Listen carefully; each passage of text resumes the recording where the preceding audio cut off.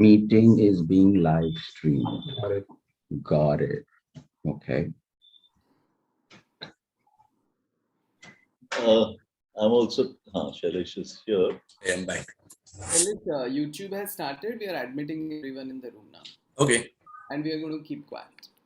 Okay. Let my better half settle down. Yeah.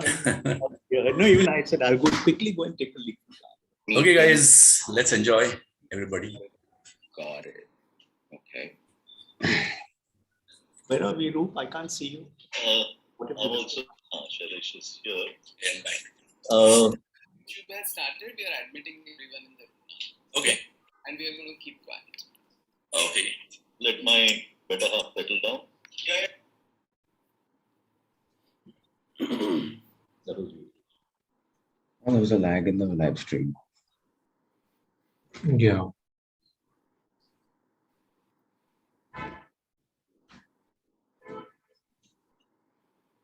Yes.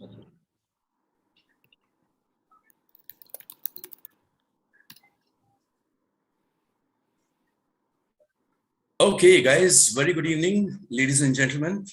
Well, welcome to the first Seenagers event of 2022. Yeah, and we have a very exciting title. I'm sure you all know the title, which is Pyar Kiya To Darna Kya. Well, before I get into the session and give you some details about the session, just a little information about who we are. So Seenagers, I'm sure some of you might have come across this word or this group for the first time. Well, I think I call them the Twilight Men, so the men who are enjoying their twilight years. Yeah, lots of fun, lots of pressures, lots of tensions, lots of issues, lots of wisdom. So these are the men above 50, single, married, divorced, partnered, gay, bisexual, asexual. So that's a safe place for all these men. We come together, साथ में आते हैं, discuss करते हैं, बातें करते हैं, cook करते हैं, nature walk पे जाते हैं. So all those things are a part of Seenagers group. And I'm sure you would love to know किसने start किया ये.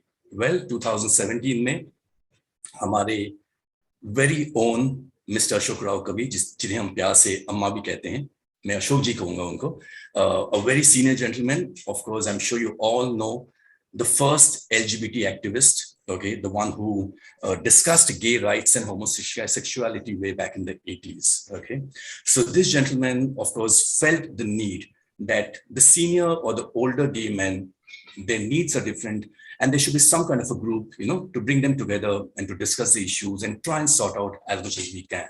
Because there are lots of issues and there are lots of, what you can say, different traits which this category of people, do face. Along with Ashok ji, of course, another co-founder, okay, Dr. Prasad Dandekar. So he's also right now with us, who's going to have lovely conversations eventually. And Dr. Prasad Dandekar is an oncologist, okay, and of course, the most important driving force behind all these Seenager activities. Yeah, and he is very, very strongly supported by his partner Amitabh, who's right behind the scenes, okay, helping us out with all the technical stuff. And we had a little short, quick teet-a-teet before we started the session. What has Seenagers done? Well, lots of things since 2017, from nature walks to managing finances, to discussions, to getting some experts to discuss about physical well-being, to potlucks, khana khazana. Khana is an important part of Indian lifestyle. Or just chit or chat. Sometimes it's just nice to sit and chat. You don't really need to meet up for a particular occasion. So that was a bit about Seenagers. Now, guys, very quickly, ये जो session का नाम है, प्यार किया तो डरना क्या. I'm sure you all know a beautiful Mughal e आजम के गाना 1960s का.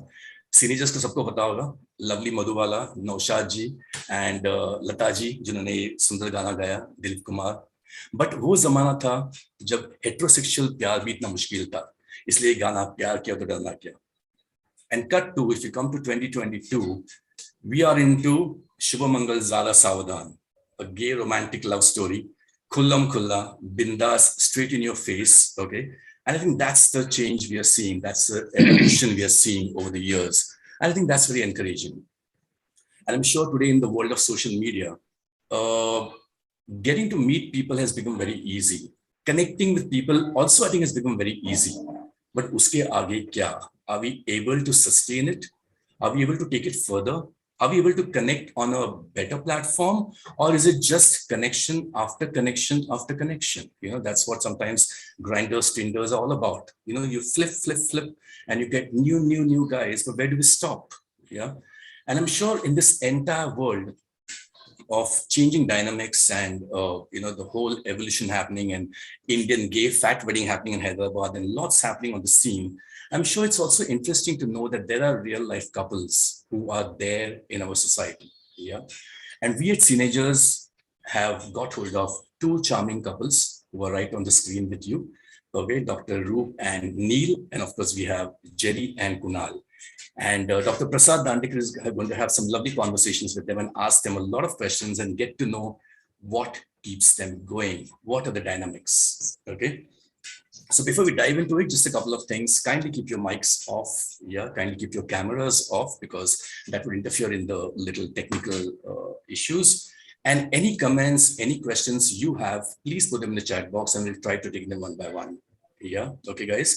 So enjoy the evening with Seenagers and enjoy this lovely conversations with Prasad Dandekar and our lovely two couples. Yeah. And over to you, Prasad. Thank you very much, Shailesh, for that lovely introduction to Seenagers and the evening. That's beautiful. So welcome everyone. And today, as you see, we have a very interesting panel. We have two couples, and they're as similar as they could be, and at the same time as different as they could be. And I have the privilege of introducing to both of them. Roop and Neil are both based in, all four of them are based in Bombay, of course. Roop is somebody whom I know for at least last 20 years. He has had a significant impact on my career choices, and I definitely owe to him for what professionally I have achieved, to his wisdom and to his pushing me for doing better. So thanks, Roop, for that. Roop is a senior neurologist in one of the corporate hospitals in Bombay, and Neil is a senior journalist based in Bombay. And Jerry is somebody who also is part of one big happy family that I work for. And Jerry, I'm going to actually read it out, what Jerry and Kunal have introduced, because it's very interesting. Jerry says, 40 years old and lucky and blessed in equal measures, silly or serious depending on the mood. Jerry, I hope you're not feeling too serious today. Not at And all. Kunal is just an old soul trapped in 25 years old body, and he likes to read about fashion and textile. And it's a very interesting combination of two big corporate groups staying together in one house, representatives of two big corporate groups. So welcome to you guys, and as Shailesh has explained that we are requesting all the participants to share their questions and comments in the chat box, and then we'll take it from there.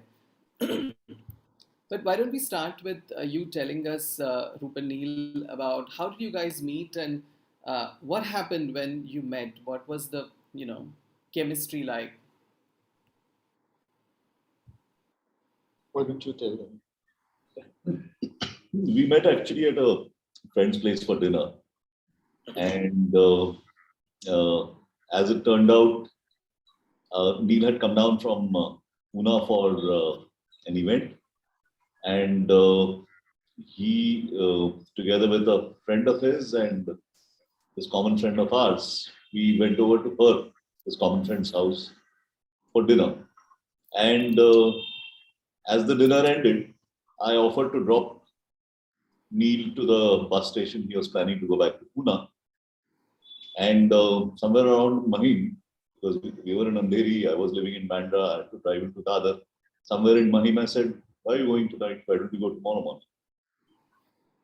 And he said yes, and that was that.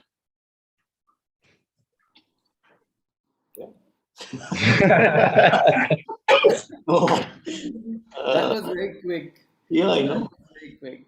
No, actually, no, the thing is, you need to give them in the right context. In those days, this is almost 19 years ago, I think. And I used to work in the 2003. I used to work at Times of India, Pune.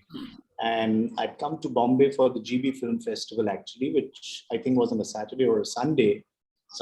Sunday, I think, yeah. And that's when this friend of ours and she said, no, I know this doc and you come and we'll have dinner. And actually she was trying to fix another friend with him.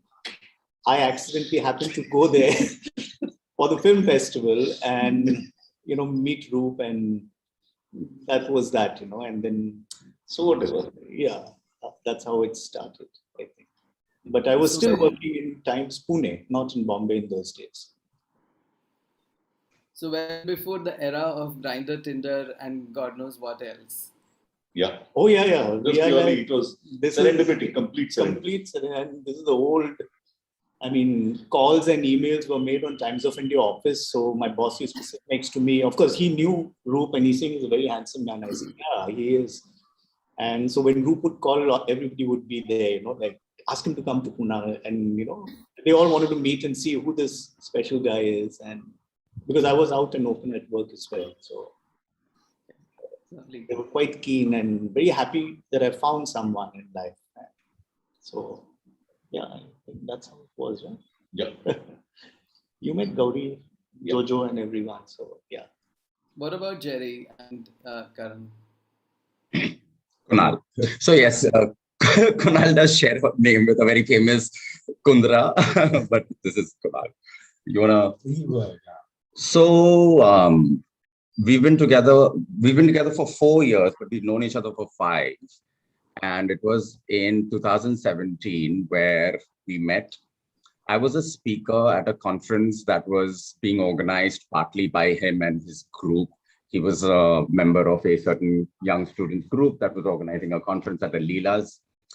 And so it was nothing to do with gay, nothing to do with a queer topic or anything. So after the speaking session was over, this boy, so he knew pretty much everything about me. He knew that I was gay and all that. Now, I didn't know anything about him. He was just one of the organizers. So this boy paid a lot of special attention to me for some reason. Like when I was out taking my meal, I was in the buffet line having my meal, and then I was just reaching the end of the line.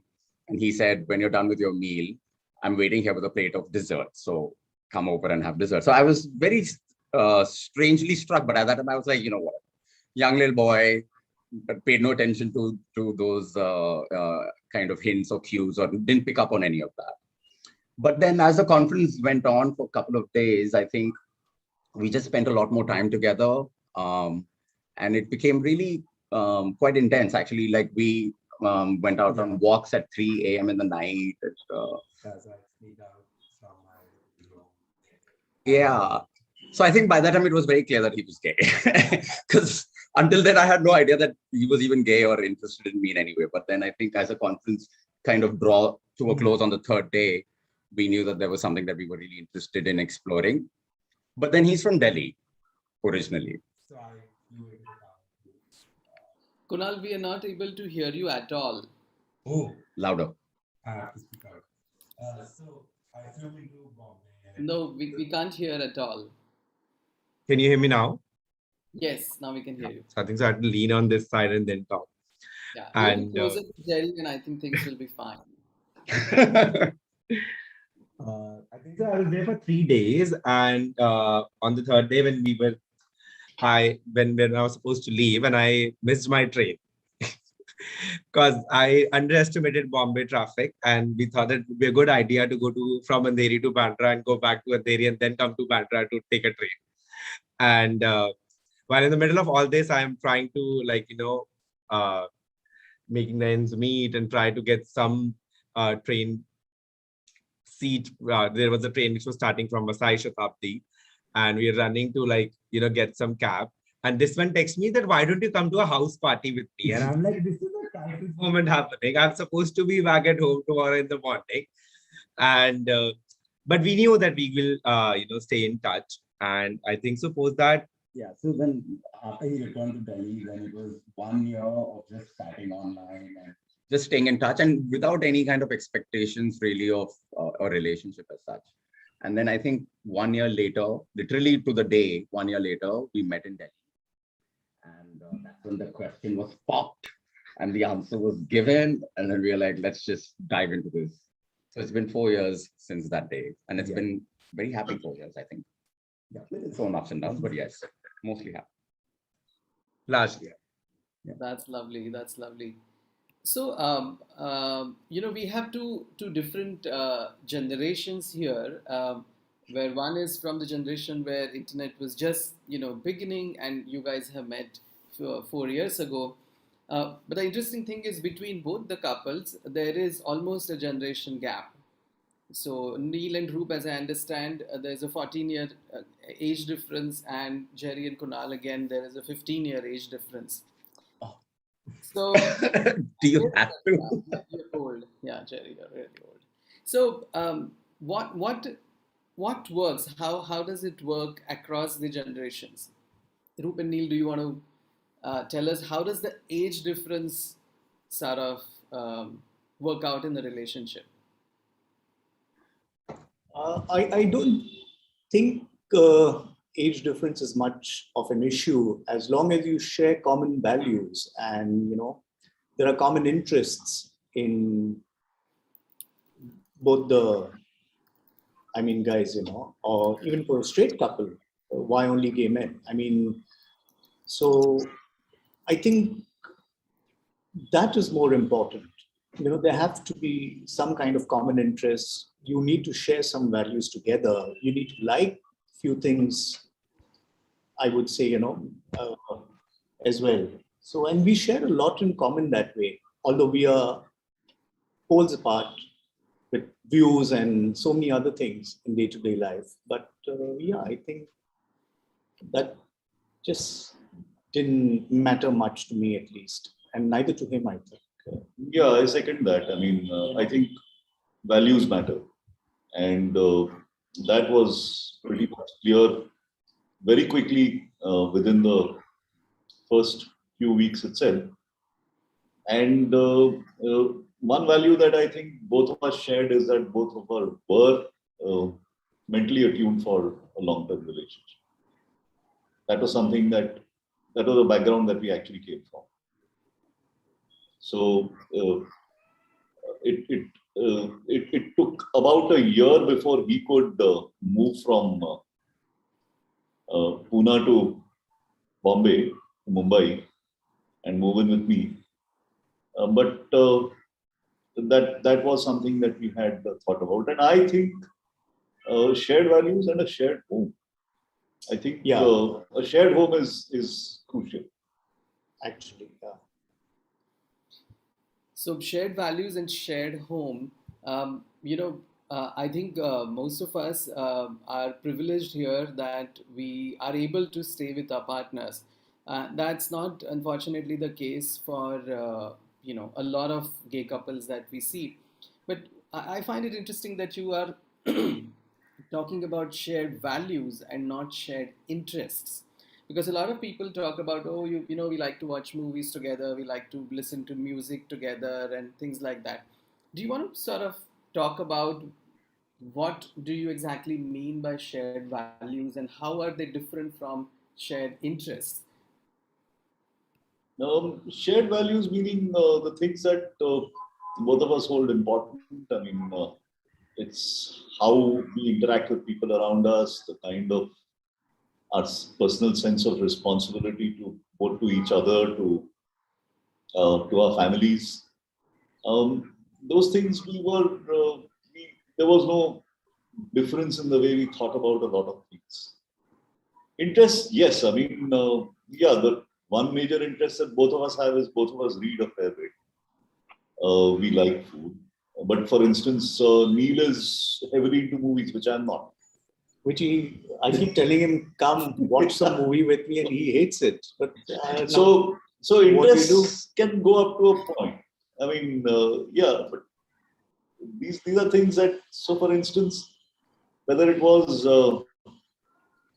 in all those things, we had never. There were no differences like about how we would look at our responsibilities. So that we never had any arguments over or any major discussion over. It just happened.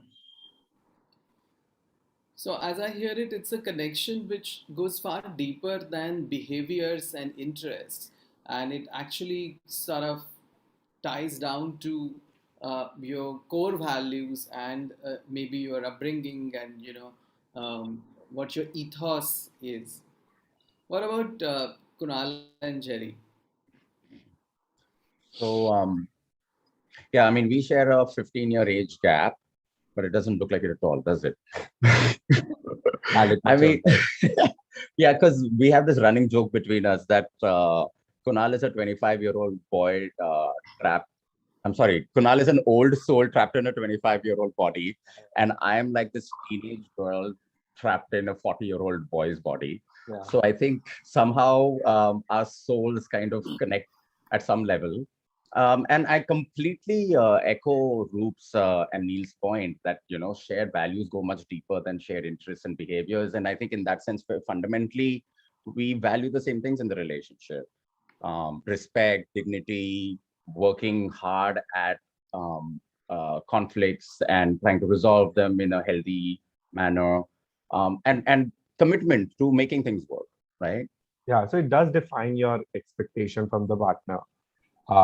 And you don't necessarily have to reach out to the other person and explain your actions.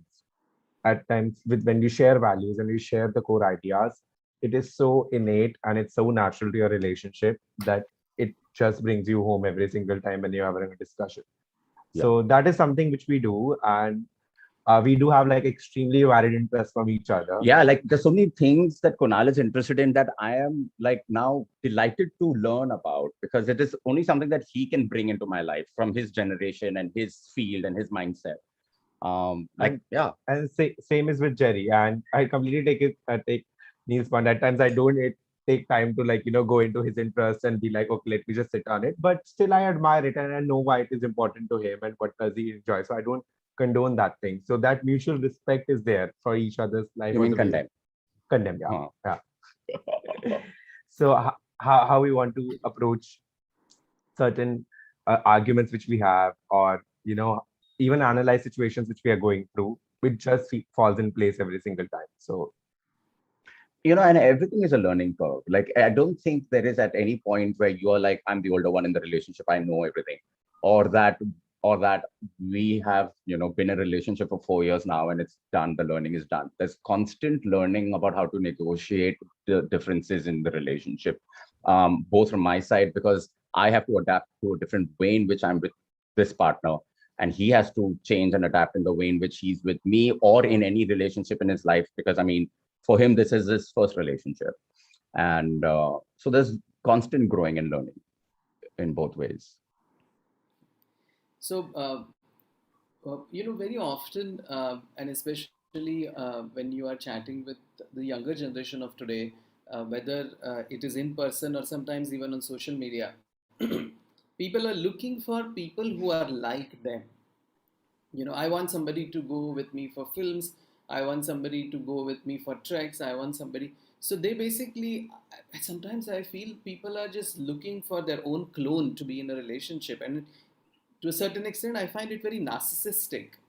But what I can see from all four of you is that it's not, it is not necessary for both of you to like exactly the same thing, but actually respect the other person's choices and likings, and then grow together. That's what I am hearing here. You're hearing right. Correct. So, in the days of Tinder, Grinder, and all of that, I feel it's very easy to get into a relationship, relatively, but it's difficult to stay in it. How did you guys manage? Neil and Dhruv, to start with. What do you think about it? What? Yeah, so, right. So, I think some things we worked on. So, conflicts, fights, there always are. So, we work on managing them, negotiating them. Then we have some basic shared rituals. We have to share holidays. Holidays are always together. Then what else? I think the as you rightly said, like it's easy to get into a relationship, but very difficult to sustain one. And that is applicable for both gay relationships as well as any straight relationship. Any relationship, there's a lot of give and take as well. And with him, I think, with Roop, I think we have a lot of differences on so many things, but at the end of the day, even when we have arguments, and some of them are really nasty, let me be honest, and because a neurologist and a journalist together, so you can imagine different temperaments altogether. But I think you find a way, and I think each one finds a way to handle pressure in a relationship, especially you're living in the same house. Like for me, something as basic as maybe the napkins when he puts in the toilet, one level is slightly lower than the other, or it's not dumped the next day for wash. It's bugging. Now it's almost 20 years that we are together, but he still does the same thing. What do you do? So, I mean, you live with it, and I'm just giving a small example, but I mean, but there is love, and I think when you go and change the napkin, that's what I do. I mean, yeah, but no. So there's more to it than just love. There is obviously there has to be a sexual compatibility that is obviously something that starts it all. But beyond that, when you talk of shared values and so on, to some extent, we are each other's best friends. We share almost everything. And there is between us a kind of a very easy and a casual intimacy, which people who are around us, I think, generally understand, and that you see in any couple that is close. I mean, again, straight, gay, doesn't make a difference. You see them. They instantly, they pass across, and conversations are at just with that much. So that takes time to build up, and it takes time. And I think we do share a relationship that's steadied over a fairly long period of time. Time also is important. yeah. So that's interesting. What you're saying basically is you guys are each other's best friends, and you have learned to ignore the annoying parts of each other and still sort of adjust to it. Yeah, I have a big laundry list. Ignore. So, Neil, but you brought in a very interesting point. You talked about heterosexual couples and the relationship. Now, traditional heterosexual marriage in India is a social contract. It's not something. It's many a times it's not relationship of choice. And here in our sphere, we don't have gay marriage yet. So all the relationships are relationships of choice. They're people choosing to be in a relationship because walking out is relatively easy. Relatively, I would say. So I feel probably it is even harder to stay in a relationship, in a gay relationship now, because you don't have that societal pressure to थोड़ा time रुक के देखते हैं, maybe कुछ महीनों में सब ठीक हो जाएगा type से. People say, oh, this is not working, he said this to me and I'm done with it, and he's so rude and whatever, and I'm walking out. So I guess it needs probably a little more hard work to stay in a gay relationship now than heterosexual relationship. What do you think, Jerry? I completely agree with your point, Prasad, that the social contract and the infrastructure of relationships around a heterosexual relationship is so solid. Aunts, uncles, cousins, nieces, nephews, all of them kind of bolster a heterosexual relationship. The frequent visiting, the mingling of the families, all of that kind of almost kind of by default puts you in that state that it's so hard to eject out of.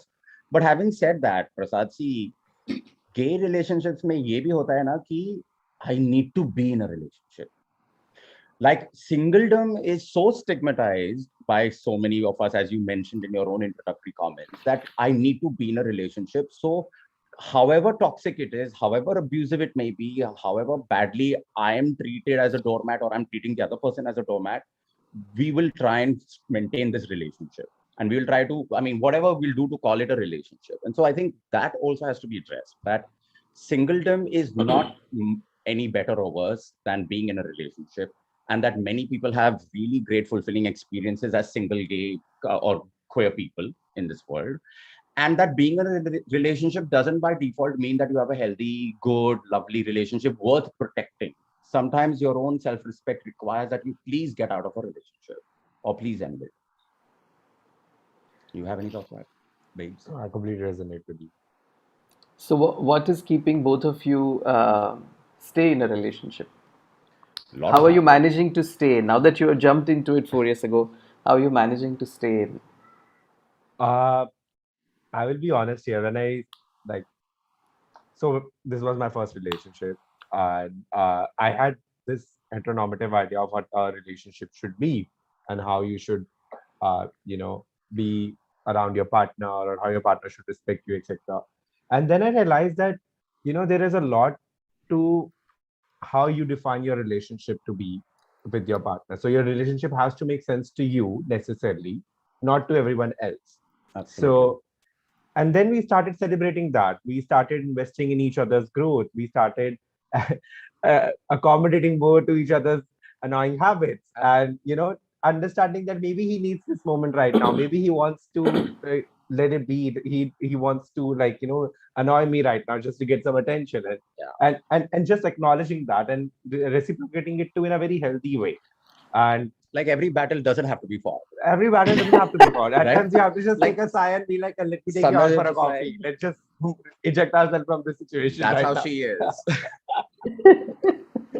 And so, and one very important thing which we did was is we started making our own rituals. Like we had this cringe Bollywood ritual where we watch a cringe Bollywood movie together and laugh our lungs out on it. And and these small little things that we would go out on a walk with each other to have get that 15-minute time with each other throughout the day. No, I mean, also this pandemic, right? So I think our relationship has been tested by this pandemic, in the sense you're living with someone for 24 hours, 365 days a week now. And you're working in the same space, you're eating, you're shitting, you're sleeping, you're doing everything now in this. Because, I mean, there was no ramp up to this relationship. It's like literally 4 years ago we started. And then within the next 2 years, the COVID pandemic happened. And then we were. So I think the adaptation took a lot of time and struggle, but it was also very happy. In the sense, we were both so eager to get it, to make it happen.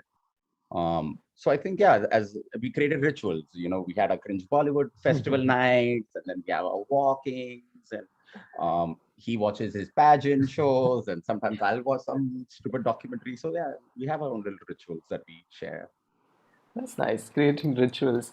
Kunal, you mentioned about heteronormativity, and I know for a fact that Neil and Roop have been, sort of involved in taking care of your parents, Neil's mother, as well as Roop's parents, and when I look at Neil and Roop, I wonder how different are they from a so-called heteronormative straight relationship? How do you see your relationship similar or different than a heterosexual marriage, Neil and Roop? We are like any other dink. Absolutely. Double income, no kids. Yeah. No, I mean, more of an American term that coined. I beg to differ on that, but I think, as you know, the answer to this question would be the common values that you have. I mean, whether it was Roop's parents earlier and then later my parents that we took care of. Also, your comfort level with each other's families and your siblings, and that is also important in any relationship. And I think we've been lucky that on both sides of the family, everybody is very supportive, including our friends. In fact, maximum number of our friends who are here right now, most of them are straight. So, but I think values is what is important. in a relationship. And that is something which many people miss out on the long run. But Neil, what I'm asking you is, suppose if it was a heterosexual marriage, where the one of the partners was 15 years younger than the other, versus your relationship, what differences do you see, or what similarities do you see? And I'm asking this question to you for a specific reason. Let me elaborate that. We do see a lot of younger gay men sort of very interested in slightly older men, but their perception of that relationship is almost like, I want somebody to take care of me.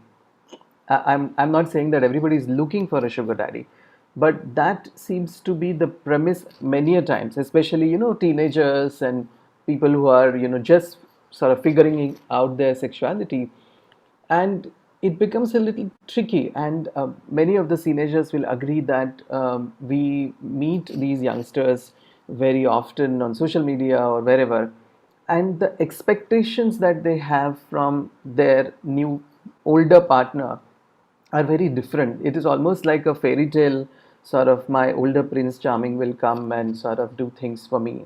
So in that context, how do you think it works out to have that age difference and a comparison to So heterosexual the couples? so the age difference is not truly relevant. I mean, Yeah. what matters is whether a relationship is exploitative or not. I mean, the difference I think for us between a straight and a gay relationship, at least I think the way we do look at it, is a straight relationship is by default, and default is the term that I prefer too. So, Jerry, thanks for saying it first. The default is, it is fairly often exploited. I mean, 90% of the times it is. Too often in Indian marriages, they are not. It's not a marriage of equals. Here, we started off as equals. So Yeah. that it was. I don't know. Age. Yeah, obviously, obviously, I am going to be older, so there are going to be some limitations. But besides that, age is not really an issue. I don't think we think of it as an issue at all. I think whether it's a straight couple, a straight person or a gay person, and you're entering into a relationship, under no circumstances did you give up your own individuality. Your economic independence is very, very important. And I think professionally, both of us are doing very well in our respective fields, and we are respected for what we do. So, that entire zone was out. One didn't have to be financially dependent on him, or he didn't have to be financially dependent on me. We were doing absolutely well for individually. But what is important is getting together and celebrating that relationship, being happy. As simple as that. We take this word for granted, but that is what is important. And then if that is what you want, then I don't think there's any scope for exploitation. So, Kunal, I want to ask you to elaborate on this, because while Roop and Neil and you and Jerry have the same age difference, because they are at the two different spectrum ends of the spectrum, how do you or your friend circle sort of views this relationship? And have you faced any sort of social pressure for A it? stigma in some way. I actually never really felt it from my, uh, if I have to put it in brackets, straight friends. But in social settings, when I am with a lot of people in the community, I've been called out things, which, like a sugar baby or boy toy, or unfortunately, my internships also were landing at the same places where Jerry is working right now. So a lot of it was assumed and presumed in certain ways. And I would not say that it did not bother me, but then again, like, uh, even though I am still starting my career, but we do not share that uh, toxic dependency in terms of where other person needs to provide for the other.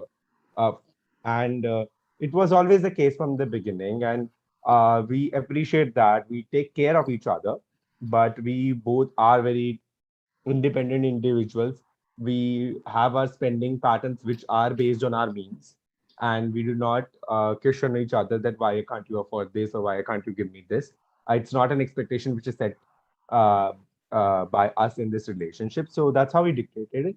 But yeah, a lot of people of my age do have that culture of, having someone to take care of themselves, or you know getting someone to pay for things so that they do or appear to be like richer and like more wealthier on social media specifically. Yeah, and I'm not ready to be called a sugar daddy yet. Um, Neither do I have the sugar, nor do I look like a daddy. But yeah, you're right. I mean, in fact, we are very financially separate. We've kept our financial life separate. And while I completely agree with Neil and Roop on the economic independence part, but I also want to stress that exploitation happens on multiple levels, right? So as you said, there is economic exploitation, or there can be no economic exploitation, but there is like all this abusive, toxic, emotional exploitation, and all those kinds of things, which you have to be very careful of in a relationship. So where you might be thinking that you're willingly, happily spending on your partner, but in return they're not. So it's the whole Stockholm syndrome, you know, emotional Stockholm syndrome sort of thing. So there are different ways in which. So I think being in a relationship is a lot of work, and it also requires a lot of emotional maturity. You should have the emotional skills and the competence to know who you are, what you stand for, what are your core values, as Neil was saying, values being a very key word. And therefore, what is the kind of partner you deserve to have, or that what is the kind of partner you can develop yourself to be? Because a lot of times, Prasad, we keep asking, why do I not have somebody to love me? But have you developed yourself to be somebody who can be loved, respected, dignified? That's also a very equal part of the question. And Jerry, how do you propose that people do that? See, it is a lot of self-study. It's a lot of study in psychology, in your own self, in philosophies of life, about people. It's way beyond engineering. Let's put it that way. I do think that an education of life skills is important, and I think unfortunately we don't have that in regular academia and in curriculum. So you'll have to do this on your own. You'll have to study, read more and more books, watch different kinds of movies, watch characters in the way in which they interact in different contexts and settings. So it's not just all about appearance. Yes, you might be a very but then you don't have the skill sets to be in one or keep a relationship, and so then that kind of fails. But Jerry, you are then making making gay relationships exclusive right of the top of the pyramid. What about a gay boy who is maybe just 10th pass and he is working as a janitor in our office? Absolutely, which is why I don't think economic issues are He's really not going paramount. to have the um, intellectual, emotional, social, context of developing himself. No. I don't think access to not just information, but also just a sense of self-awareness is necessarily an economic issue. While it is to some extent, yes, there is overlap. But above and beyond that, I think there is just a little bit of self-awareness. Today, I had a little argument with my partner. What was it about? Why did I argue? What ticked me off? What made me upset? Okay, I don't like being called this word. Maybe that is what ticked me off. This kind of introspection you don't need money for, but it is something that anybody can do. But do we stop to do that, or are we always looking to blame the other? Are we always looking to find the fault? He called me that word, rather than saying this word bothers me, but why? Can I remove the sting out of that word? Or maybe can I communicate this in a much more healthier manner to my partner and say, listen, yeah, don't call me this again. And I think because now there is a perception of more choice available on Grinder or anywhere else, the ability to work on a relationship is probably also shortened. I mean, when Neil and Roop got into a relationship, it was to start also it was hard work, right? Neil had to come from Pune, and some woman had to introduce him to Roop, and there was so much of drama involved. But now it's like, oh, I'm done with it. I go on Yaria, I go on Grinder, and I will find somebody else. So, while I disagree with you that you need to have a certain life skills and other things, but I completely agree with you that one needs to have a sense of self, and one needs to introspect, and you don't need to be of a certain educational level, certain economical background, or certain privileges. It is a life skill which, as humans, it is a core life skill. It is a core life skill where we want to connect with each other, and we have been doing that for millennia. Yeah, but there's an overlap, Prasad. There's an overlap of intellectual resources available to you with an economic privilege or a background that you come from. Absolutely. Yeah, and there is a very clear point that a lot of us in this group and in this panel are from a very similar socioeconomic background, and so we bring that to bear upon how relationships work for us. But my whole point, my central point basically is that it's a lot of work. It doesn't happen by default, and introspection can happen from anyone. Yeah. But if you are in the competition to fight for physical resources to survive, I think it's much more difficult to then focus on life skills and relationship awareness and all that. If I can, I don't agree with that, Jerry. if I can add a little bit, I think that all relationships take work. But if you are from very different socioeconomic strata, then it is going to be that much more work to manage those differences as well. So in that sense, both of us as couples, we were fortunate that we didn't have to work at that.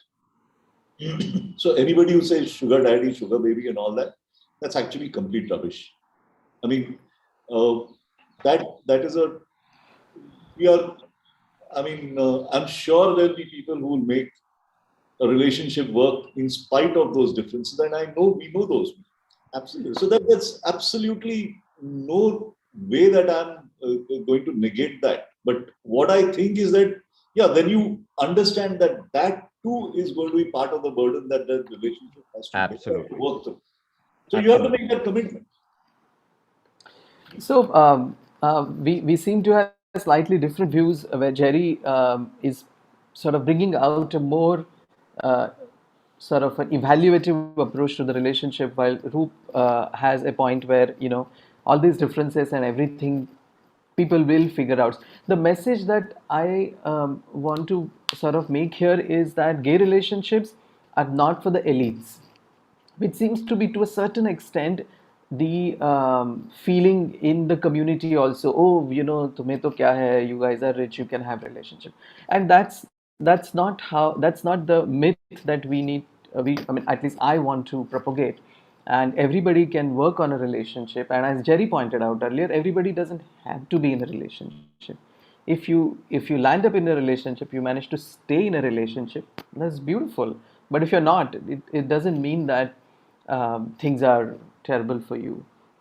Right. So while we are discussing these differences, another sort of slightly edgy point I want to bring in here, and I want to ask Kunal and Jerry, is that um, a lot of people say that if you are in a non-monogamous relationship, or if you are in an open relationship, that's not a relationship. What is your thought on that? Go first. Um, Not necessarily. I was of this idea that monogamy can dictate your love and should be like a certificate of it, that you are in relationship and in love with each other. But as you grow fonder of each other, you realize that physical intimacy and being sexual outside your relationship is completely different thing. And I can have sex with someone, but I cannot be physically intimate with that person. And that's how we approached it. And uh, I don't think so. Again, I always go by this idea that my relationship has to make sense to me and to my partner, and it should be healthy in that way, not necessarily by looking at your eye of what do you think so is the relationship. That's your definition. For me, my relationship is where I can share my love with my partner, and I can understand that he has some physical needs which have to be, met in certain way, and I'm gonna take that step to accommodate that as well. So for me, it was a journey from starting of an idea of that monogamy should be there in a relationship, then to realizing to it that to a greater extent that when it boils down to human desires or even at times physical distance between each other, do you value the relationship or you value the monogamy then? So Right. No, that's a good point. What Kunal is making, that do you value the relationship or do you value the monogamous label? See, the thing is, different people have different labels that they value, and that some people value monogamy, some polyamory, some open, and in various levels of open, emotionally open, sexually open. So there are different ways in which relationships can be structured, and that's the beauty, I think, of queer people like us, that we are not burdened, and neither do we have to carry on the traditions that the heteronormative traditions that the straight world has inherited and continue to sustain. So I think we are free, and we should use the opportunity to explore relationships that make sense to us, as Kunal said. What makes sense to you, what feels honest and authentic to you, is, I think, something that you can kind of co-create together or with more people. So, Jerry, while we fight in the Delhi High Court for gay marriage, do you think we will lose this freedom if the gay marriage becomes real? No, not at all. Those who want to marry, marry. Those who don't want to marry, don't marry. But those who marry, do you think they will also be able to, like, for example, if you guys marry, then what happens? Do you subscribe to that heteronormative No, marriage then, or absolutely. you continue with Absolutely your not. own marriage? See, I think for us, marriage equality and the struggle for marriage equality is a civic struggle. It's a struggle in front of a constitution saying that these are the guarantees of the constitution which we are not being able to enjoy, even though we are considered to be citizens of this country. It's purely that. It's a purely legal statement and a legal argument saying that we are equal. All rights should be as equally given to us as it is given to the heterosexual community. Now, what you do within the marriage? Now, straight people have tons and tons of cheating. Lot of them have swingers club. I mean, you go to a corporate offsite and all the you have to literally drag people out of other people's rooms. So it's all happening all over the place.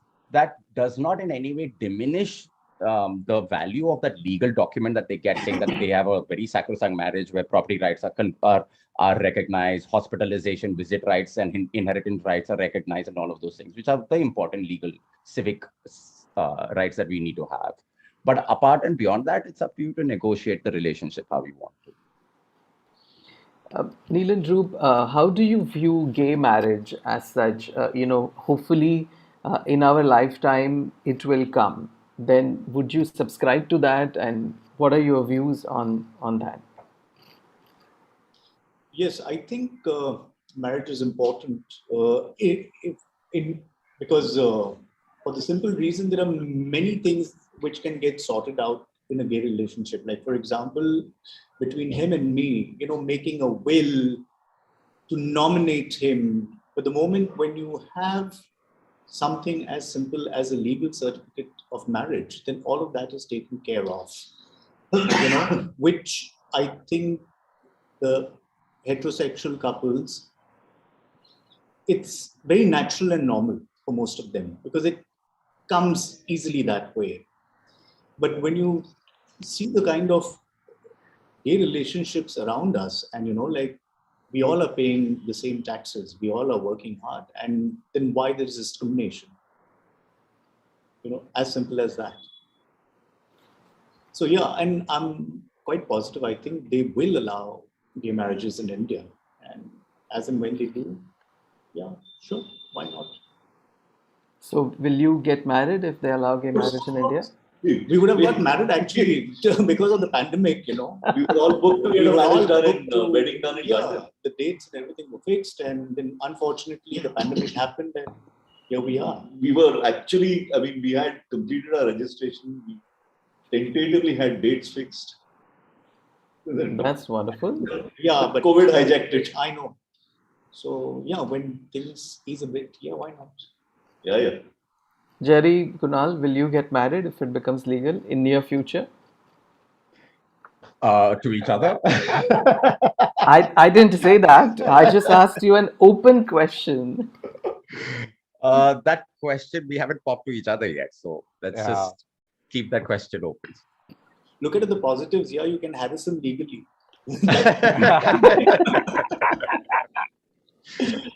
Yeah. So I'm going to just go through the chat box now. We have a few comments there. So let's see what people are asking. And participants, please ask questions in the chat box, and we will take them as we go along now. The first one is from.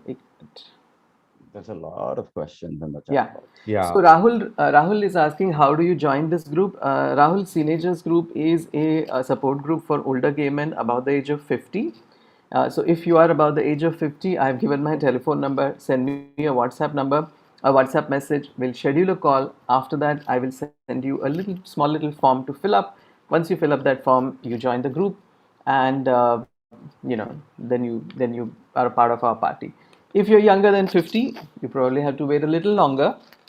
And if you're younger than 50 and you want to help, you're most welcome to help us as a volunteers. We are always looking for people who will come and support us. Teenagers is not an organization; it's an initiative, which means basically it's a polite way of saying we have no money, so we need help. So if you want to help us, please do come and help us. All right. So, Dr. Tejas is asking, how do you deal with differences in thoughts and decisions and conflicts of ideas, etc., as they're bound to be? By talking to each other, arguing them out. And yeah, over a period of time, everything settles down. I mean,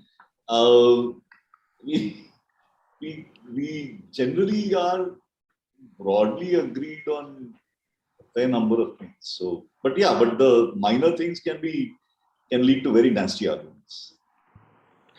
Yeah, I've just had one in the morning, so I know. But I had we have a friends who are a couple, and what one of them told me was so wonderful. At that time, me and my partner were not living together, and they were living together.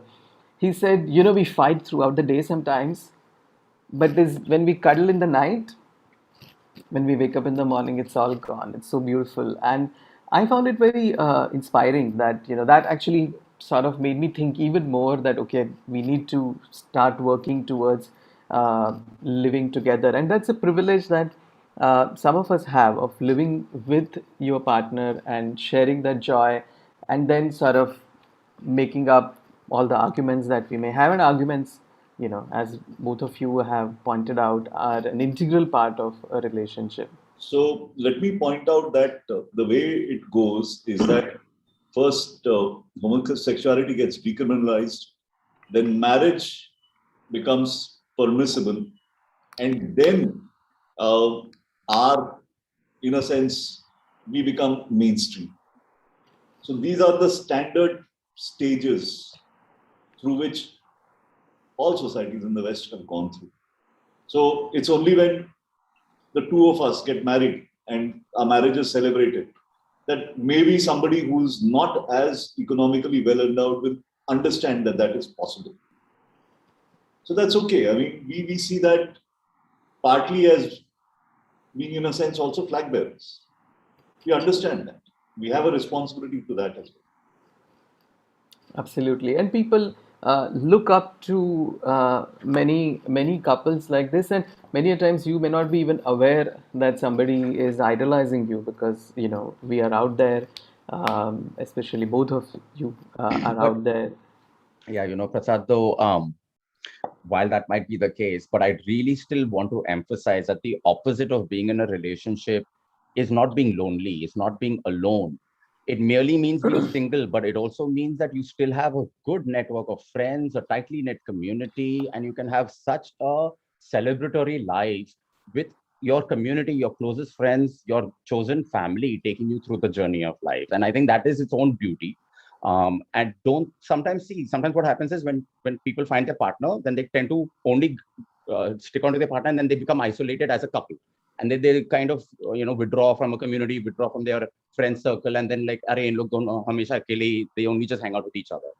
And I don't want to therefore say that both are in kind of conflict. A relationship can also thrive within a larger community, so can an individual. So it's not that being in a relationship is the opposite of being lonely. It's just being single with still a lot of friends and chosen family around you. And love. And love, lot of people loving you, and you loving others. Yes, absolutely. So we have a friend who said something few years ago to me, and I found it very interesting. So he had a lot of friends, and he said, many of my friends serve different purpose. So he said, there are friends with whom I can talk about books. There are friends with whom I go for movies. I have my harem of boys, and I have friends with whom I like to travel abroad.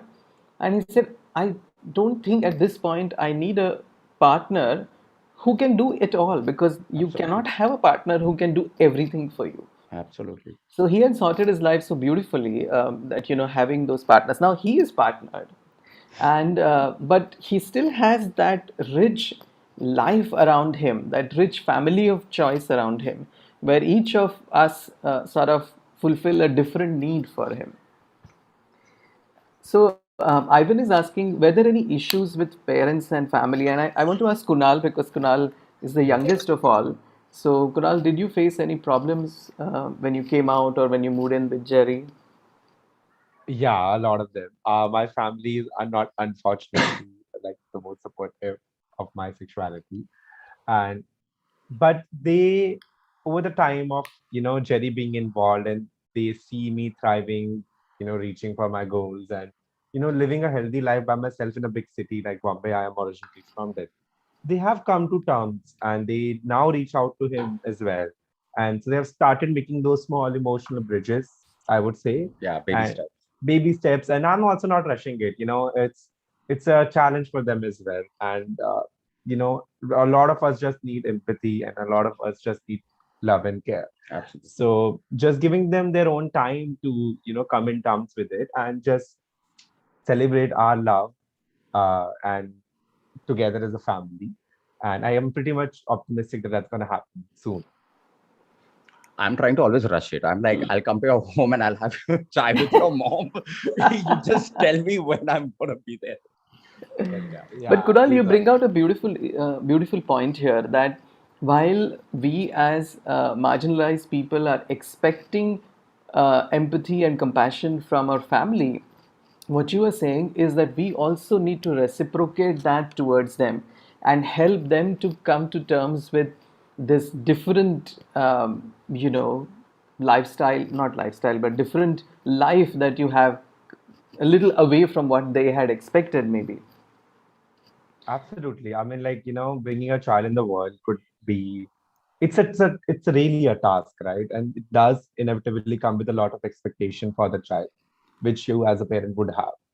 And if there is a slight deviation, in that thing, it is something which can cause a lot of stress, a lot of negative emotions.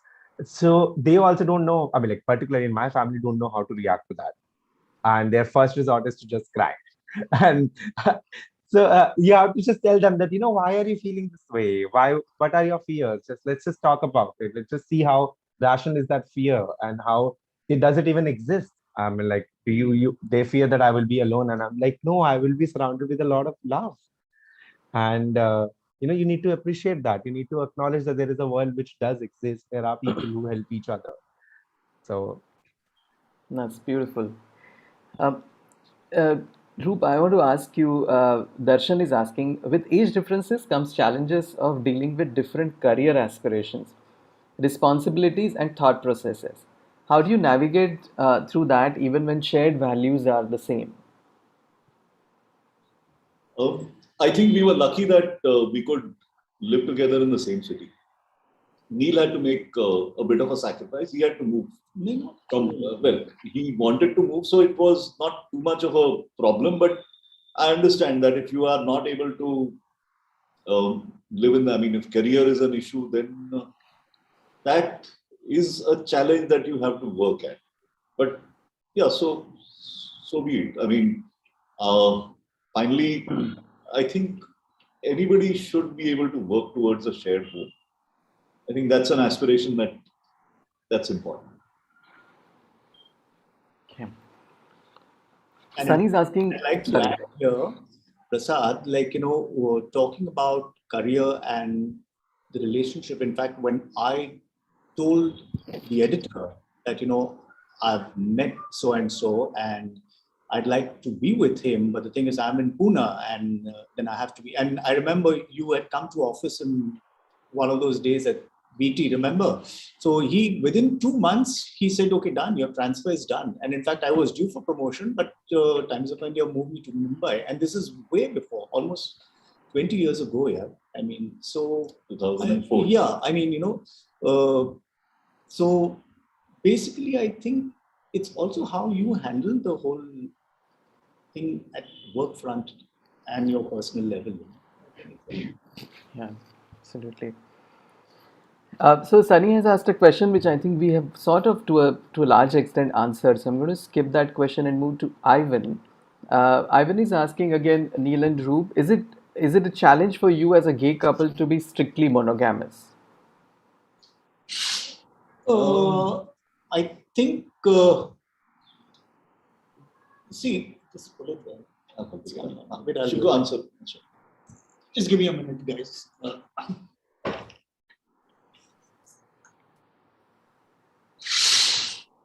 Yeah, the light issue. Not really, not for. No, I don't. See, I think it's an individual thing depending on what Every couple makes their feels. own, They make their own choices. decision and choices in life, and whether you want to be monogamous or whether you want to be open, that's an individual thing. I mean, how can we decide for somebody else, right? Yeah. It's a very individual. We had enough complications in that Yeah. rest of our lives too. Yeah. And multiple, issues to that. I think monogamy was the simplest choice. No, and even in a monogamous relationship, I'd be lying if I said no, you see someone attractive and you don't have the hots for him. Yeah. You definitely do. And I've got hots for so many guys. But I mean, but yeah, I mean, it's someone I really love and I like spending time with him. And it's more of a celebration, I would say. So that's good in a way. So it's a matter of choice whether you are in an open relationship or in a monogamous relationship, in spite of what is happening around us. And I think it's a very important message to go out because there's a lot of pressure. Sorry? Without judging anybody, if somebody is in a relationship, fair enough, as long as they are comfortable. Who are we to judge? Yeah. I've seen around that a lot of people who are in open relationship then get bashed for it, or a lot of people who are in monogamous relationship get bashed saying, "Arey, it doesn't work. They must be, lying." So I think what is important is, as Kunal also said earlier, if it works for you, it works for you. Each relationship is very unique, and you have to find your own solution and work around it. Okay. So Aniket has asked, often straight couples make huge adjustments for the sake of children, and kids become the centrifugal force. So what's the centrifugal force for both the couples here? What's sort of holding it all together? Really, I mean, sorry, good. You guys go first. no, I was just going to say really nothing, and that's what makes it even harder. Like your desire to be in a relationship and show that you love this person and you care for this person is literally what makes it work, or what you have to work at, right? Yeah, I mean, I you don't don't need know. a thing or like a Yeah, there's no nothing. child as a crutch or anything. I mean, you could bring a child into your life, but I don't think you should use that child as a crutch to be in the relationship. Yeah, I would also resonate with it. Yeah, similarly, I think our relationship is our special child. Absolutely. That's a good way to put it. Yeah. There's a lot of nurturing and caring for 19 years. You see? It's a young adult now, your relationship. Still special. Still special. Ronnie is asking, what are the compromises done to make your partner happy? He's not asking What are the compromises you made to be in a relationship? He's asking a very specific question. What are the compromises you have done to make your partner happy? Sorry, can you come in again? I missed What compromises have you Me. made to make me happy? I think I compromise with that. I'm the one compromising always. So, what are the compromises that you've done, Neil? People want to know. Today, he let me make chai. That's a big compromise. Oh my God, I would never do that. So things keep happening. I mean, you keep arguing and you keep working at them. Big, small, they're always there. Yeah, I think compromises. I think we've reached a level where, fine, you do what you want, but you be in that room and let me be in this room. So don't sit and argue with me. The pandemic has made it that way, sometimes because that's what you do. But compromise. We respect each other's space. I think, yeah, it's also respecting each other's space, which we do, and compromise. Now I can't think offhand, but yeah. And what about you, Kunal and Jerry? What did you compromise today, Kunal, to make Jerry happy? Not today. But I also, we just in the pandemic, we both are very different person as such, personality-wise. Jerry is like far more, uh, I would say, talkative and would want to have like fun all the time, and there is like always 100. And while I have like some peaks and valleys, and at times I can accommodate to that, and then I'm like, okay, I really need to shut myself down in the room and 15 minutes for myself, and then I'll come back and have this conversation. But apart from that, just really, when Jerry pointed out, you pick your own battles. You understand that if this argument I'm having is to either it's going to be for a mutual benefit or is it for me to prove myself right. And Right. that is something which you can easily forego and be like, I really don't need it right now. And Yeah, is it a battle of ego or is it a battle that is really important to have based on your values? If it's a battle of ego, you just kind of, just check yourself on that. But having said that, I think, Prasad, I don't like using the word compromises, particularly in my sense, because for me, compromise means I'm settling down. And for me, I think your relationship should be important enough for you to not settle down, but actually accommodate, navigate, adapt. I mean, I would use those words because I have to change myself as a person, and it's not a compromise.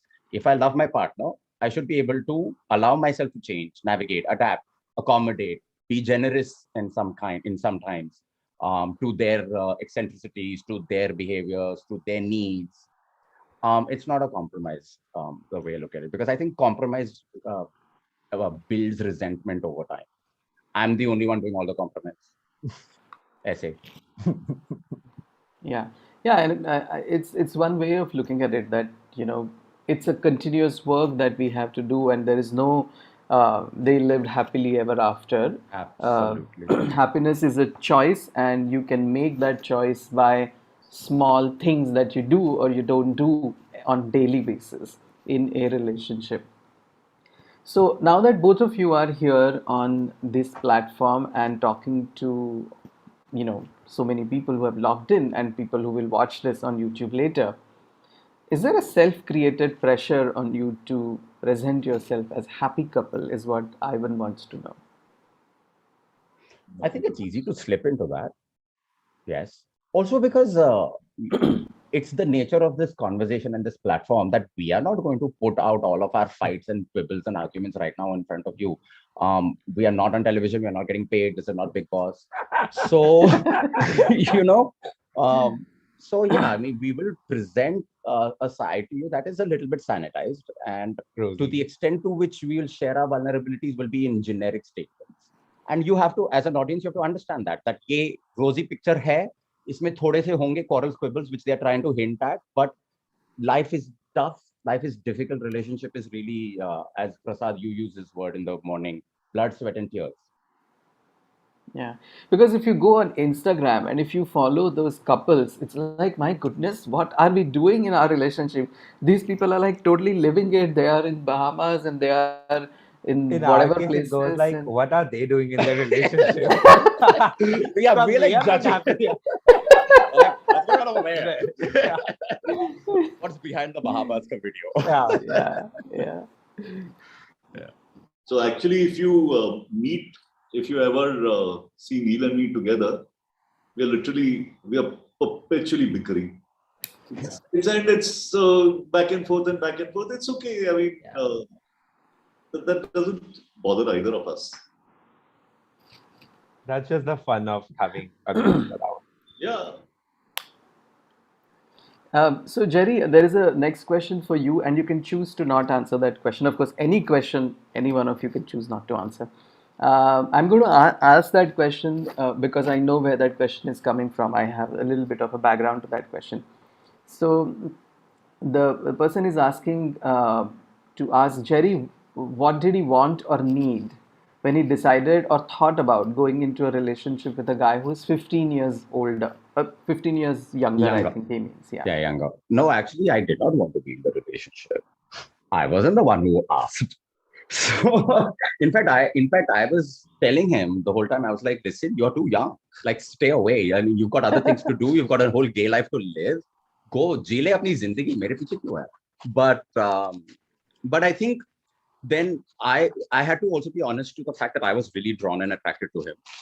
And that one connection that we had for 3 days at the conference was just intense enough to sustain it over that long distance of being in Delhi, Bombay, and then when we met 1 year later. So I thought, and because he was also a little bit of it was also that me was like, better he be with me in a relationship if he has to discover. And that is a little narcissistic side of me coming out where I'm like, you know what, I'm the best guy to be in a relationship with. But I was like, yeah, you know what? If he's pursuing so well and I am drawn to him, then why not? Why not say yes? Okay, cool.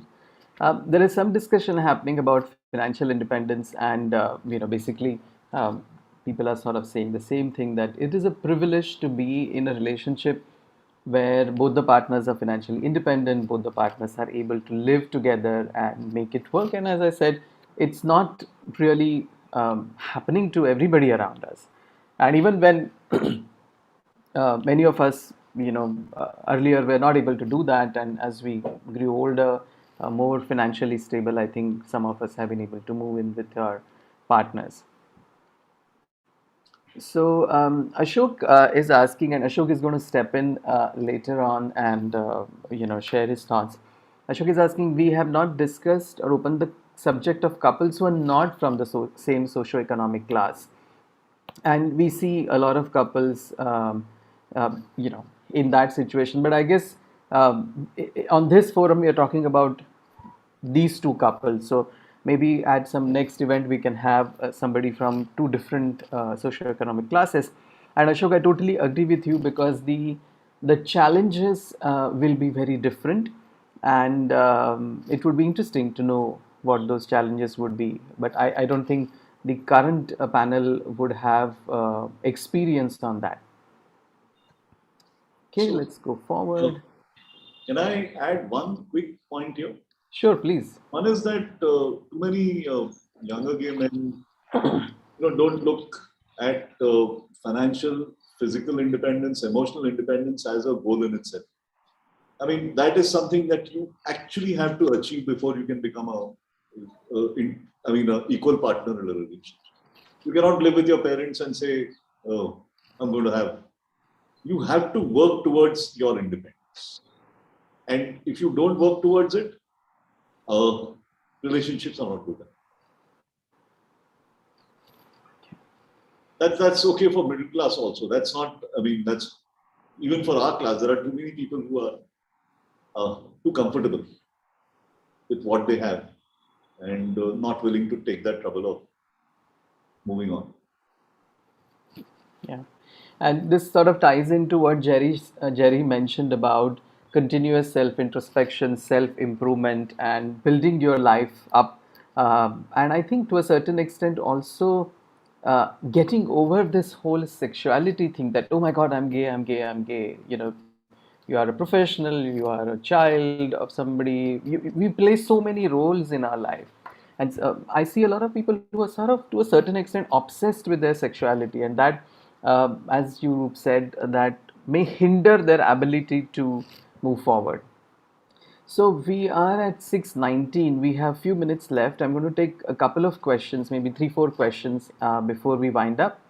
So let me see what are the interesting questions.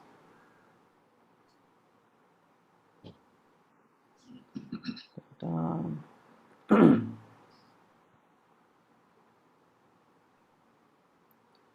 on. Aniket has also pointed out the difference between, different types of open relationships that Jerry mentioned. That often couples are not sexually monogamous, but they're emotionally monogamous. And I think sometimes, Jerry, tell me if you agree that it may be the other way around also. Yes. Yes. So you can be also emotionally open or closed. You can be sexually open or closed. You can also have, say, activity partners that are exclusively for that activity. As you said, one of your friend is only into traveling. So, see, as you said, like, there are like 5 fingers, and all 5 fingers are of different sizes, and they all serve a purpose. And it's because they're different of sizes, and that's because the reason why you are able to grip something quickly and firmly. And I think that you can either create that network of people around you, either in the mode of a relationship or in the mode of a chosen family, your close knit circle of friends. Some of them you're having sex with, some of them you're not. So I also want to point out that love doesn't always have to reside in the mode of a relationship, right? So you can love someone romantically, physically, emotionally, sexually, and not be in a relationship with that person. That's a beautiful thought. Thank you. So there are lots of comments and very interesting comments. I'm sort of reading them, but I'm not reading them out because everybody can, of course, read them. I'm just picking up the questions.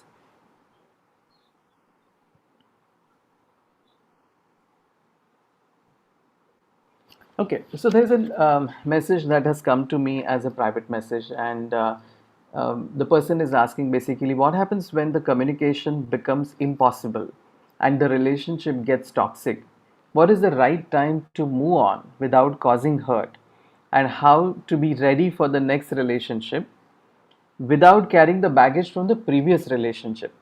And I know at least some of you have been in previous other relationships also. So I would like to, request you to take those questions. See, in a toxic relationship, if you're unhappy with the relationship and if the person is abusing you in whichever way, you have to move out and you decide when you want to move out. Nobody else can decide for you. I mean, it's as simple as that. I mean, But is it really that simple, Neil? Because people who are in toxic relationships, it's for the person to decide. No third but person. many a times these people don't have the agency. Then you have to actually speak to your close friends about it, those whom you can trust, right? If you want to seek a third person opinion, then you can definitely talk about it. But if you're going to get up with a sock face every day in the morning, a bad marriage is a bad marriage. Yeah? I mean, so is a bad relationship. One thing is your friends can generally tell if your relationship is close friends. If you have enough close friends, they will tell you that it's time to move on. They can show a mirror, but I think it should come from you, within you itself. I think once it ends, it ends. You know it's over. You don't enjoy that person's company. You don't want to be with that person. You look for other people to be with. Then you know that it's time to move on.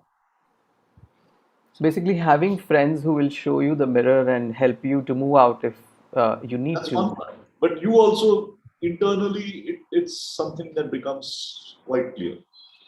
You know that you want out. So, Jerry, you mentioned that this is not your first relationship. You've had previous relationships. Um, do you want to take this question about how do you not carry or prevent carrying the baggage of the previous relationship into the current relationship?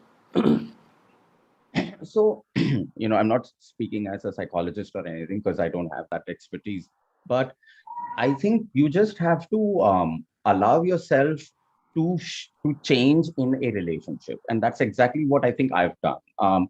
From relationship to relationship to relationship, if you are static and you have not changed, and you are like, this is who I am, take me or leave me, then I think that is an impoverished sense of your own identity and yourself. I think you have an infinite capacity to evolve, to change, to develop, and allow your new partner, your new lover, to bring those changes out of you and to shape you in a way in which works for both of you.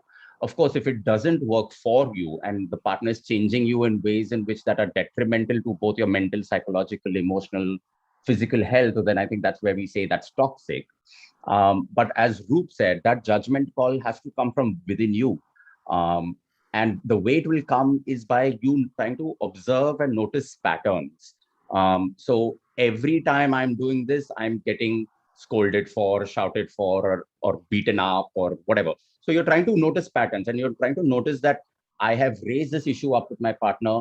They still do not change. They still disregard it. They have not bothered to, change or adapt or meet my needs or respect my requests. So I think you're trying to bring patterns in, and if those patterns come in the domain of very fundamental values, say for example, you are in a monogamous relationship, and there is a pattern of that person cheating, and you have forgiven once, you've forgiven twice, you've forgiven three times, then you're like, boss, either we open up the relationship for both of us and we respect the way in which we're open, or we break up because you clearly are a serial cheater. So there are different ways, right? So what is value? What is a no-go? What is a dead end? You can say maybe monogamy, non-monogamy is a dead end. Maybe physical violence is a dead end. And I perhaps think it should be. But again, it's up to you. Say verbal abuse should be like a dead end. Maybe, disrespecting you in public should be a dead end. So whatever it is, whatever are your areas of domains of core values, if you see pattern of violations there, I think that's the time for you to start wondering, should you be in this relationship? And as I said, being out of a relationship doesn't mean being out of love. Loving somebody doesn't mean being in a relationship. So there are, life is complex. There are different ways of being. Beautifully put. So I'm going to take just the last comment, and we are going to not take any more questions because we have already run out of time. But Sopan, Sopan, you misspelled your name, has brought in a very interesting point. I said actually it was probably easier for us to get out of a relationship because there is no social construct of a marriage. So Pan is bringing out a point that in the days of social media where our photos are all over the internet, it's probably not so easy to walk out of a relationship because, and especially if you're quite vocal about your relationship. So it is difficult. There is a lot of social pressure, and I guess LGBT community at large, there is always that some sort of tension and pressure always being there. So this was a wonderful conversation. I'm sure this was just a glimpse of what your lives are, and I'm really glad that we brought in issues which sort of look beyond that glitter of having that beautiful and perfect relationship for the benefit of everyone, one of us, to learn from it. So thank you very much for both of you to come and spend the time. I'm going to hand over to Shailesh to take it forward. So just hang on. Shailesh, over to you. Hi, well, I was sorry, I was just listening and suddenly now it's come to an end, but I think a lovely conversation, a great evening. And before we end, of course, I would like to invite Ashokji, and to say a few words and express his thoughts about what he feels about the entire relationship story and, of course, his views on it. Ashokji? Thank you for the opportunity to at the end. It's supposed to be a vote of thanks too, but it's one of the most intensive and Ashok, can you switch on your video, please? Oh, you want to see my face too? Oh, Yes, Ashok, please do, okay. Darshan. It's on.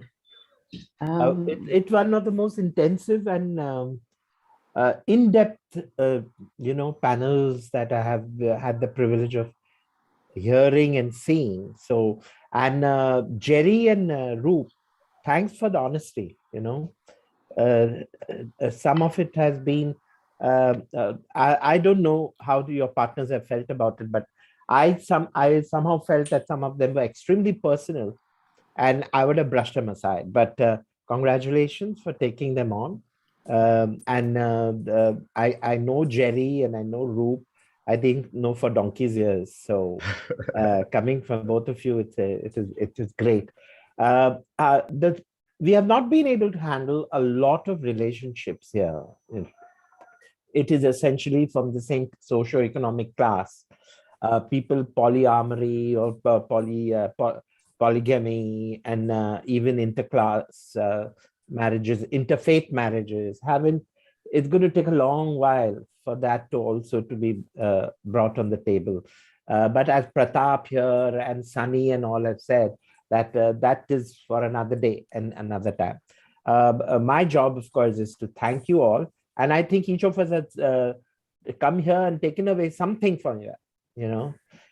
Maybe they don't show that you are great and happy and every night you have a tralala dance, but negotiating same-sex relationship is definitely tougher than heteronormative relationships. I think it was Jerry who said that you got a whole ecology around heteronormative relationships, that keeps you stuck together. I'm saying it's stuck together practically physically. But the point is, heteronormative, I think James Baldwin who said that the difference between a gay marriage and a heteronormative marriage is that gay marriages are only based on love. Once the love is gone, the marriage is really not there. I don't know whether you agree or not, but that James, I think, was right in what he had written. So with that, I'm going to thank you all for being here today. And it's not a bad turnout. It's over 80 people, 85 people have turned out. So, and for something that was just announced last week, it's not a bad idea. I think we should have more of this, because I found a lot more honesty, a lot of dignity, okay, and a plain heart speaking, as you could call it, here between the two couples. And maybe the two couples is just the right number. If you had another two, God knows what fights would take place. But thank you, Roop, Neil, friends, and the couple I know for quite some time, and Jerry and this Kundra. I haven't known Kundra. You guys. I have to invite you all over. So thank you for being here with us and teaching us a little bit of how to be in relationships. Okay. Thank you. Thank you very much. Yes, Sailesh, take this forward. Okay. I think one takeaway is, if the towel is not kept in the same place for many years, just change the towel, not the boyfriend. Yeah, exactly. I think that's a very nice takeaway, and I just picked it up from what Neil said in the morning. So change the towel, but don't change the boyfriend. Because I agree. I think some really nice things came out, some interesting dialogues came out, and especially you guys shared your 19 years come Mahim experience, and you guys spoke about your 3 a.m. walk. I'm sure from there you come a long way till date today. And of course, God bless both of you. And of course, all the couples who would take inspiration from today's session. It was definitely interesting, funny, serious, touching up upon different aspects, asked for Prasad. And end of the day, I think there's no right and wrong. We are just working out things based on the situations we are in. Yes, and we keep moving on like a Johnny Walker man. As simple as that. So thank you very much, Roop, Neil, Jerry, and Kunal. Thank you, Prasad, and thank you, Ashokji also. And we are winding up and ending the session today. So see you for some more Seenagers sessions in the coming months and weeks. Yeah. Thank you very much, Lovely. guys. Bye. Thank you so much.